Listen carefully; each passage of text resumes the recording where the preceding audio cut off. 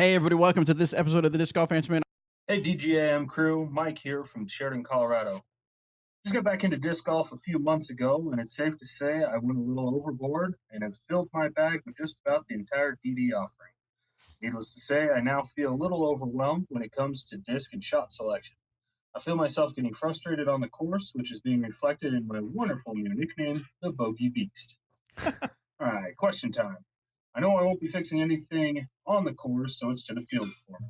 In my field work, would it be more beneficial to take a small selection of discs, say like 3, while working basic mechanics to learn those discs better, or focus solely on mechanics and just unload the entire bag into the field?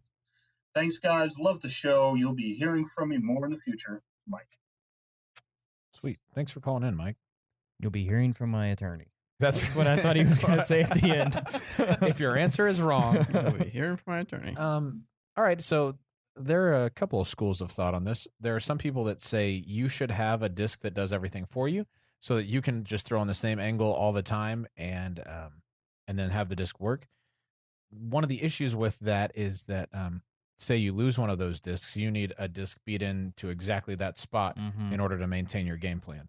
The other school of thought is to minimize the number of molds that you have different stabilities within those molds, but then just learn that mold really, really well and become really comfortable with that. And I think that's what most top players do. Yeah, cycle too. Yeah, cycle them out. Once you have one that's a little too beat up to be your overstable one, now it's your straight one. You move what was your straight one over to your understable one, and then just kind of cycle them through there.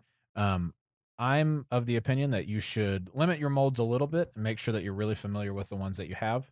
Although I probably carry more mold types than most people, I won't put a mold in my bag if I'm not confident in what it can do for me. True.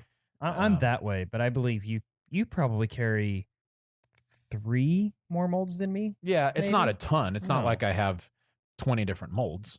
How many discs do you carry? Like what's like your in the average in the number? mid-20s. Mid-20s. Yeah. And it's usually like a couple defenders, a few ballista pros, trespass. Criminal felon, it kind of depends. Yeah. Couple getaways, couple of explorers. Pretty close. Then. Yeah. I mean, we're similar. I carry a few extra. We could play out of each other's bags. And it'd be fine. Yeah. And be fine. Yeah. So yeah, get used to a few molds. That's going to help you to learn to manipulate flight. So even if you don't have the perfect disc for the situation, you can make one of your other discs the perfect disc for the situation. Yeah.